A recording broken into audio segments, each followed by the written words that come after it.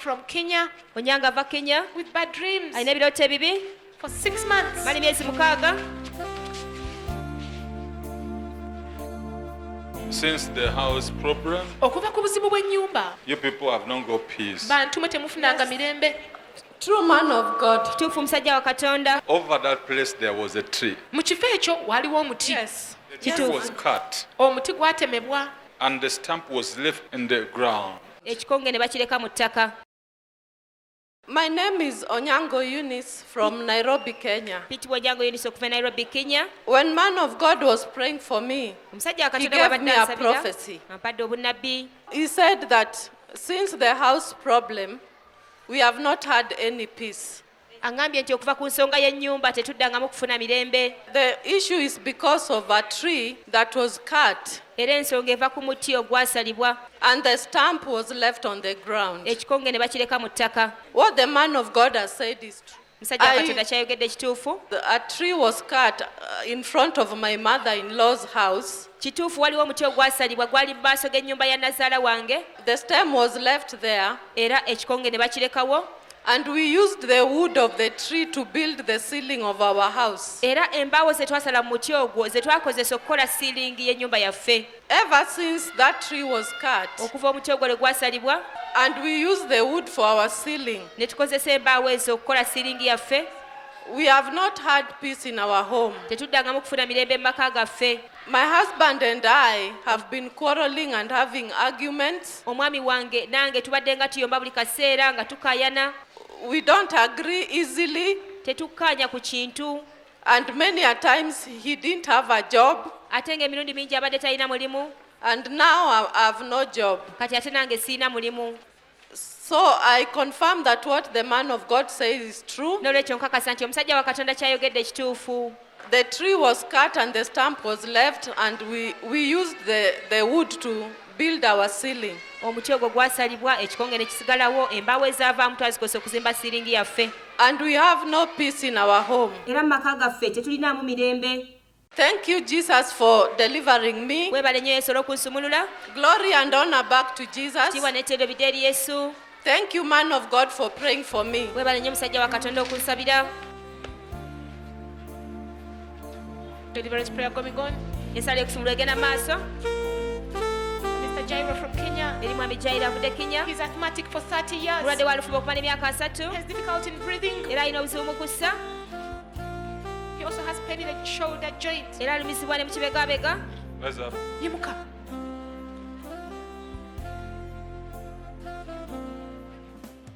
You were not asthmatic. Wali tolina lufuba. Yes. This came from the onion issue. Kino kyava ku nsonga ya Man of butungulu. God, what you're saying is true. Musajja wa Katonda kyayogedde kituufu. My name's John Jairo, Pete and White- I'm from Kenya. John Jairo okuva What e the man Kenya. of God is saying is absolutely true. Musajja wa Katonda kyayogedde kituufu nnyo. I used to eat a lot of onion while I was in high school. Nali ndya nnyo obutungulu nga ndi mu high school. There was a type of onion you ate. Waliwo ekika ky'obutungulu kye walya. Yes, man of God.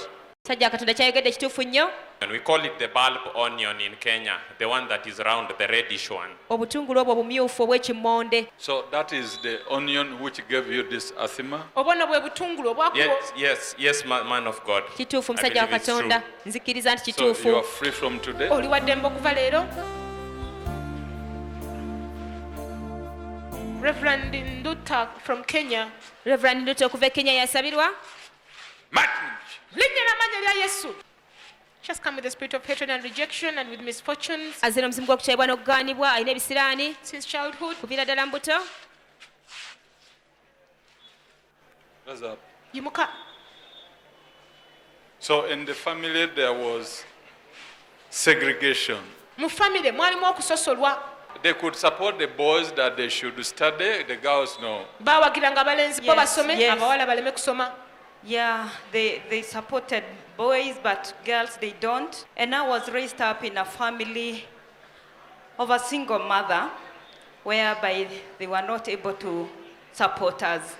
Kituufu baawagiranga nnyo abalenzi basome, ffe abawala tuleme kusoma, ate nakulira mu famire nga maama waffe yatulabira yekka, kale nga ssente tewali zimala tuweerera. There was a home. Waliwo amaka.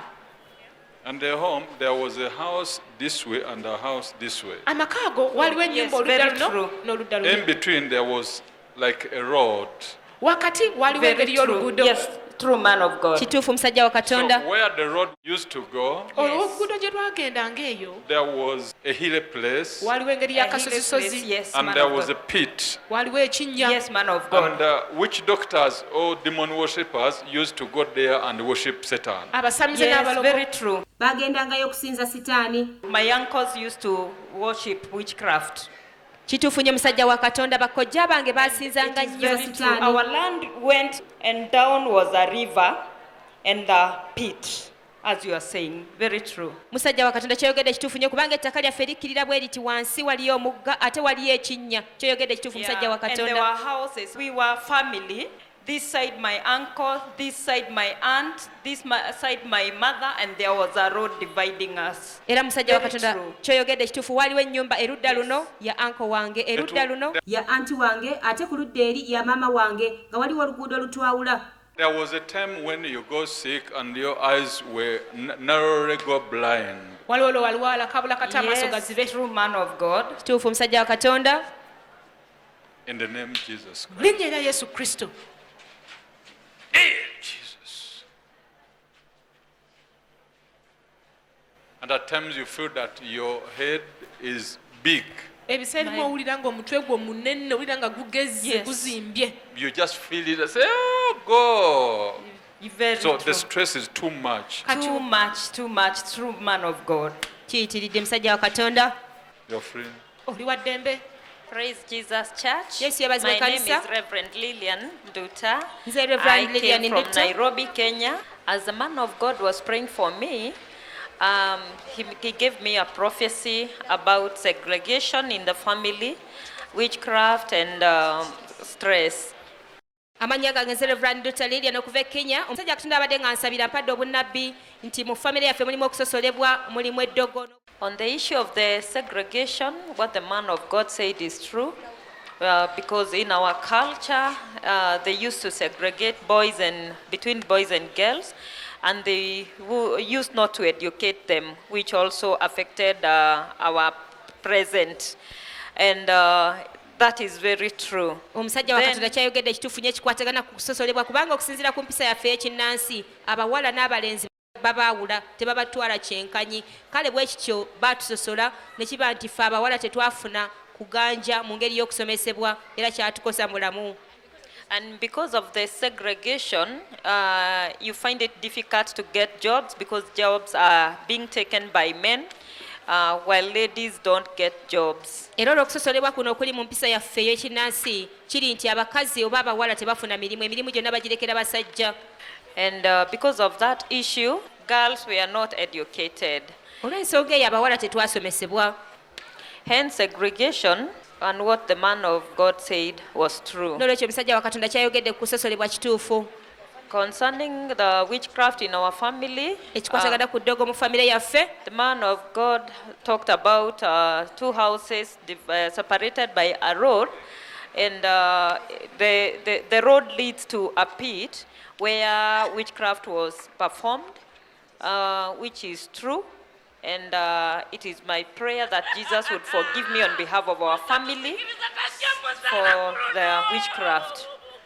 ekirala omusajja wa katonda kyayogeddeko ekyeddogo kituufu ayogedde ku maka agaawulwamu oluguudo wakati era ng'oluguudo olugenda ddala paka eri ewali ekinnya omusajja wa katonda kyayogedde ekituufu nnyo ekinnya ekyo gye kiri ewali eddogo n'amaka ago gye gali naye nsaba yesu kristo ansonyiwe ku lwa famire yonna The man of God also spoke on stress, which is very true. Being the father and the mother of the family, at times I'm so stressed because of paying the bills and debts, and sometimes because of difficulties of job opportunities, it really gives me stress. At times I feel headache and reach a point or I see it's only God I can call to help me out.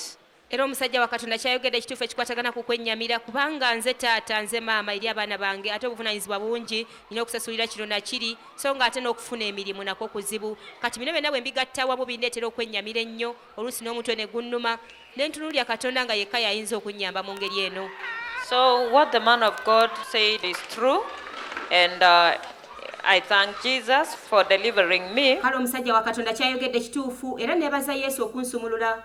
Lady with difficulty in bending, kyalo nalina obuzibu mu kutama, due to pain in the abdomen. alumizibwa nnyo mu She lubuto, got a miscarriage. yavaamu olubuto. That is Lady Rebecca being set free. kya Rebeka yasumululwa.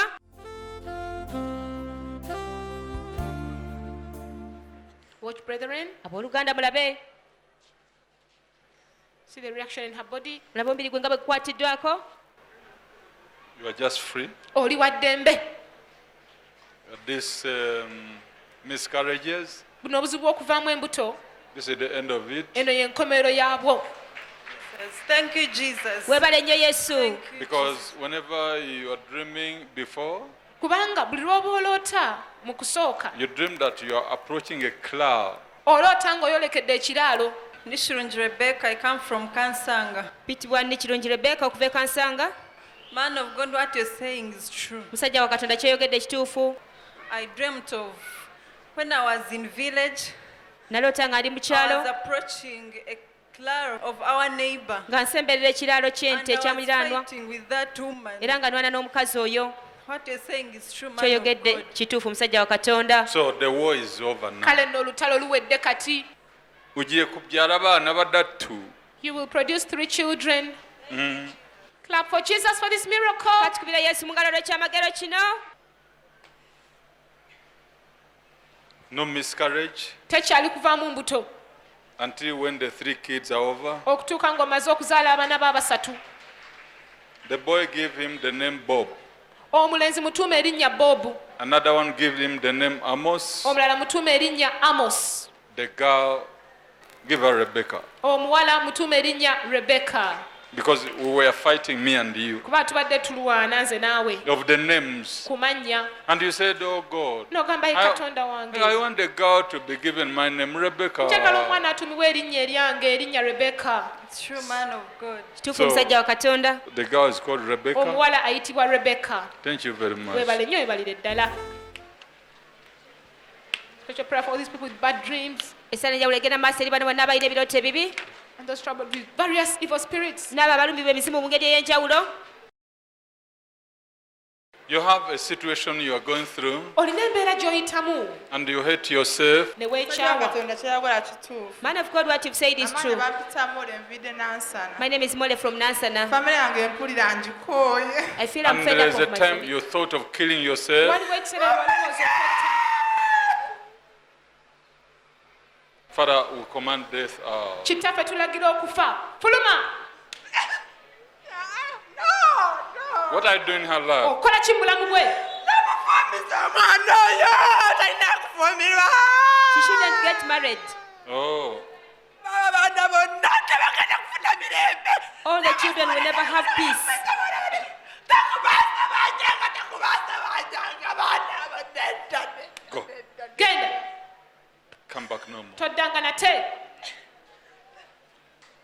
Amaanyi ambampita kyompiremu envidde n'ansana. My name is Chompire Mole from Nansana. Omusajja wa Katonda bwe yabadde ansabira n'ampa obunnabbi. While the man of God was praying for me, he gave me a prophecy N'angamba nti mbadde nyina embeera gye mpitamu okumala akabanga. and said there's a situation I've been going through for some time. N'angamba oluusi enviirako okwagala okwetta. And he said because of this, sometimes I feel like committing suicide. Omusajja wa Katonda kyayagala kituufu. What the man of God has said is true.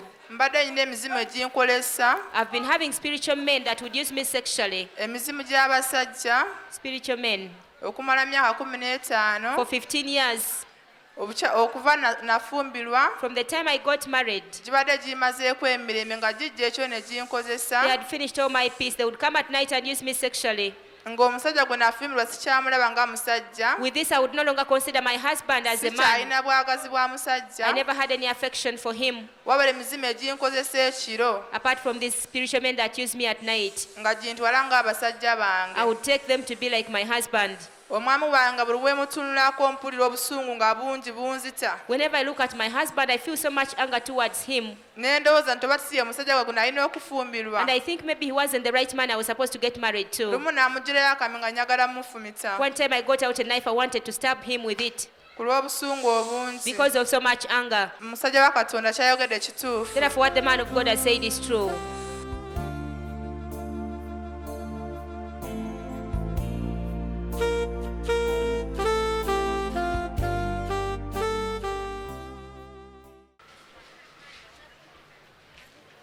Your people had a house, bantu mwe mwalina ennyumba and the house was broken. ba neemenyebwa. Manya gange Serwanga Jimmy. My name is Seruwanga Jime. Ennyumba gyogedde kituufu musajja wa Katonda. What you've said is true about the house, man of God. Gye twabeerangamu. It's the house we used to stay in. Ever since that house was broken, Okuva ennyumba eyo bwe yamenyebwa, you have never got peace, 5 of you. bataano ku mmwe temufunanga mirembe. No. Nedda. Kituufu. That is true. So this is the issue. Eno nno y'ensonga. You dream a pit. Oloota ekinnya. Kituufu musajja wa Katonda. That is true, man of God. But then for the... I almost died. Eh? Kituufu. Now Very I'm true. going to remove this death from you. Kati ngenda kuggyako okufa kuno. Come. Jangu. And there was a toilet. Ate waliwo kaabuyonjo. This toilet had an anthill behind. Kaabuyonjo ne yalina ekiswa emabega waayo. Baleesa nabbi It kuva is amazzi. we baalimanga lumonde. Where they used to cultivate sweet potatoes. Waliwo amaka. There in was the a village. home. Wano waliwo toilet. There was a toilet over here. Ekkubo liyita kumpi wano. And the road was passing near Wano there. waliwo ekiswa. There is an ant hill here. It is in the village. Kiri mu kyalo. Yes. Kyogedde kituufu. What you've said is true, man of God. So sometimes you dream that you are there Ebiseera ebimu oloota ng'oli eyo. near where the cemetery is. Kumpi n'amalaalo we gali. We babaziika. We babaziika. Kituufu. That is true. Si gye babaziika eyo. Isn't that where they bury you people? Eh? Gye batuziika. That is where they bury us. So I remove you now from the grave Kaakano nkuggyayo mu ntaana. in the name of Jesus. Mu linnya erya Yesu. Out of the grave. Vaayo mu ntaana. Hey! Vaayo.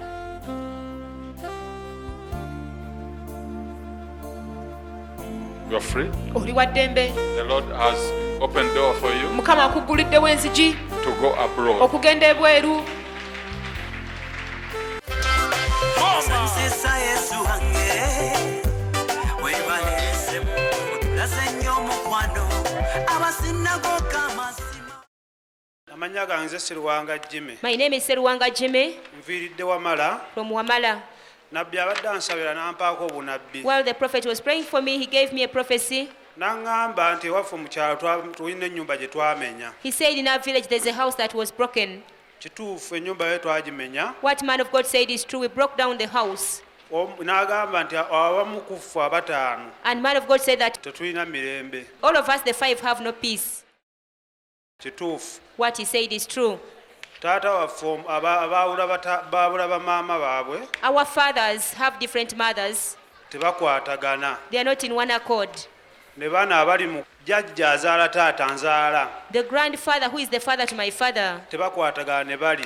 does not match with people on the other side. Era babeera akutabukatabuka. Always they have misunderstandings and conflicts. Era byabaawo ng'ennyumba emaze okumenyebwa. All this happened after the house was broken. Era agenze n'ampa obunabbi obulala The man of God gave me another prophecy ku kinnya. about a pit. Ekinnya eky'omu kirooto. The pit I see in the dream. Kituufu ekinnya nkiroota. What man of God said is true. I dreamed the pit. Ekinnya kiwanvu nnyo kye ndoota mba nkiraba ate nga walinga aliyo omuntu ate nga mpita. It's a very deep pit. I dream, and in the dream I see as if someone is at the bottom of the pit calling me, and then I wake up from the dream. So omusajja wa Katonda kyayogedde kituufu. Therefore, what man of God has said is true. Omusajja wa Katonda agenze mu maaso n'ampa obunabbi obulala. The man of God went ahead and gave me another prophecy.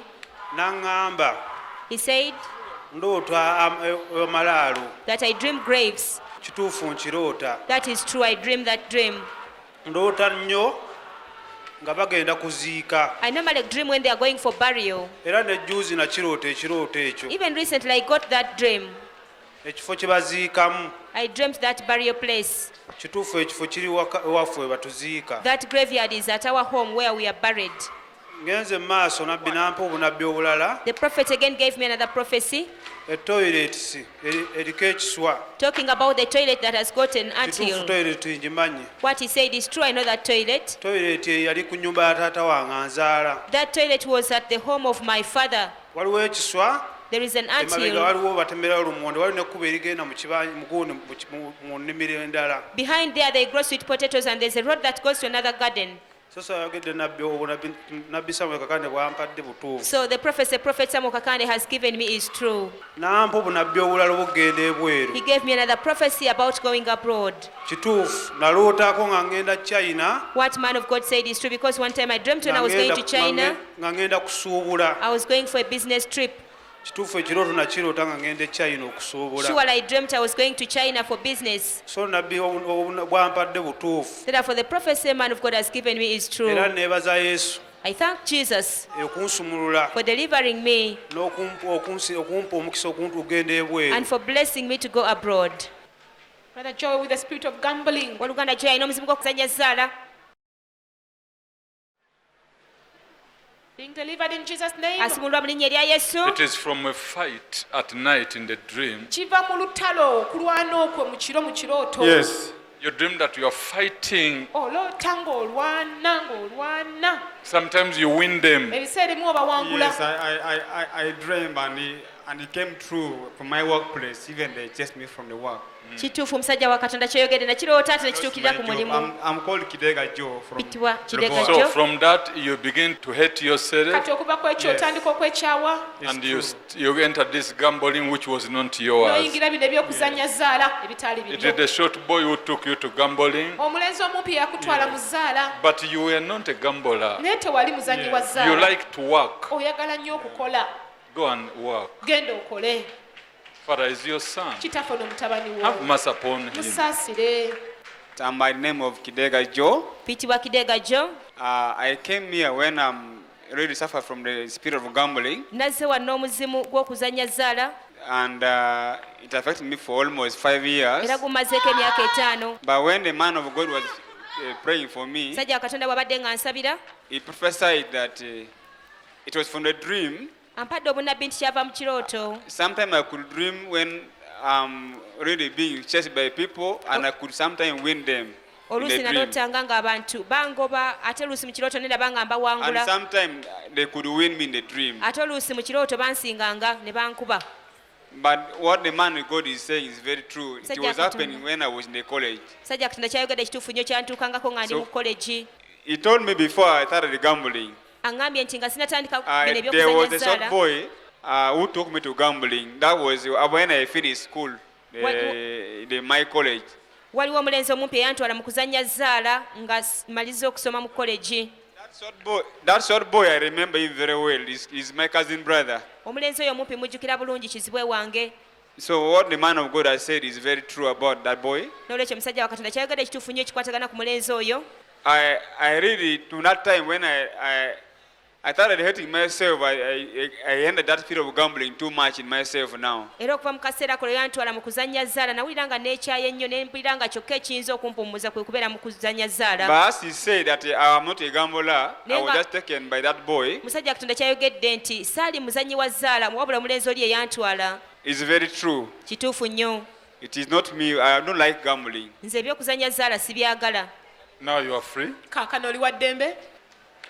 Brethren, once I touch you Abooluganda bwe mbakwatako. from that poverty, Okuva mu bwavu obwo you have been removed. oggiddwayo. I touch you Nkukwatako out of poverty. oveeyo mu bwavu era vaayo. You dream mad people, Oloota abalalu. mad women. Abakazi abalalu. They come to you. Bajja gy'oli. From that you go to fornicate. Bw'ovaawo ng'ogenda oyenda. And these are clothes you got, Zino ngoye ze wafuna which were not yours. ezitaali zizo. Father, forgive him. Kitaffe musonyiwe. Amanya gange nze Musinguzi Duncan. My name is Muchungus Duncan. Musajja wa Katonda abadde ansabira mpaddeko obunabbi. While the man of God was praying for Tinfuna me, ebirooto eby'abalalu ekiro nga neebase. he gave me a prophecy that I dream mad people at night when I'm sleeping. Musajja wa Katonda kyayogedde kituufu abalalu mbaloota buli wenva mu kirooto ngenda mu bwenzi. What man of God said is true. I dream mad people, and after waking up from that dream, I go and fornicate. Mba neebase ndaba abantu bangi ndaba abalalu sibitegeera sisobola nabbategeera abantu bendaba mu kiro. When I'm sleeping, I get a dream whereby I see very many people and they are mad. I can't even recognize them. Ndoota abakazi bangi I dream many women nga balalu when they are mad. mwana of God kyayogedde kituufu bwe mba mu ekyo nga ngenda n'engula abakazi What man of God has said is very true because after getting that dream, I just go and buy women for era sex. agambye kyava ku ngoye ezitali zange And man of God said this came as a result of the clothes which were not mine. musajja wa katonda kyayogedde kituufu engoye nyina zemanyiiko nali kuwa neiba zitali zange ze bampa nga nyina wempangisa What man of God has said is very true. There are some clothes which were given to me from the neighborhood when I was renting somewhere. kuva bwe bampa engoye ezo nadda mu bwenzi From the time those clothes were given to me, I started fornicating.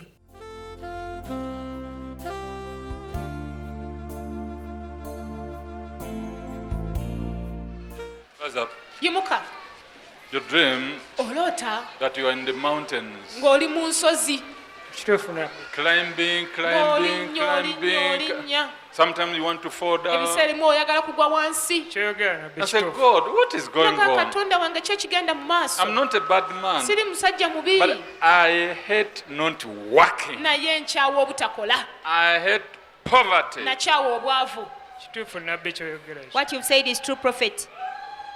So I remove you from the land of poverty. kati nkujja mu nsi y'obwavu If I were you, kale singa mbadde ggwe I would have been walking like. nandibadde ntambula nti Now it will be possible for you to go abroad. kati kijja kusoboka gy'oli ogenda ebweru That the way is open. ekkubo liguddwawo Rise up. yimuka But the land down there, naye ettaka wansi eri it brought a lot of confusion and a lot of witchcraft. lyaleeta okutabulwatabulwa n'eddogo lingi Prophet, what you've said is true. So people are divided, anger, whatever, hatred. abantu bayawulwamu My name is Semukasa Dennis. Man of God, what you've said is true. enkaayana eri ku ttaka eryo yasimbibwa ku kirowa ku nkomerero yaakyo kwasimbibwako eddogo nga tebaagala muzeeyi alitwale ng'ate ekirowa kiraga nti kuli ku ludda lwe Man of God, what you've said is very true. There's a wrangle over that land, and then they were alleging that that land is not part of my father's land. They even put some witchcraft there. Now, they didn't want my father to take that land. Moreover, rightfully, it belongs to him. It's on his side. musajja katonda kyogera kituufu ndoota ebiro nga nninnya olusozi ate nga mmala nga nzika And man of God, what you've said is very true. I normally dream when I'm going up the hill, and then I dream when I'm going down again.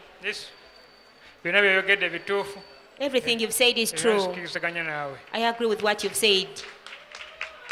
Thank you, Jesus. Come here. Richard Jangu.